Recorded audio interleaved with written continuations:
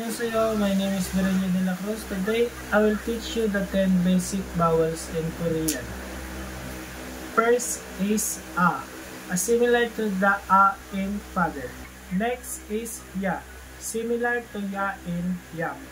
Next is O, a mid-back vowel often compared to E in bed or O in above. Next is Yo, a front vowel similar to Y in yesterday. Next is O, similar to O in go. Next is Yo, similar to Yo in yo. Next is O, similar to O in book.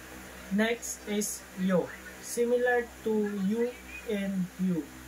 Next is a neutral vowel often represented by the letter U in English. Lastly is E, similar to E in C. Thank you for watching. Kamsahamnida.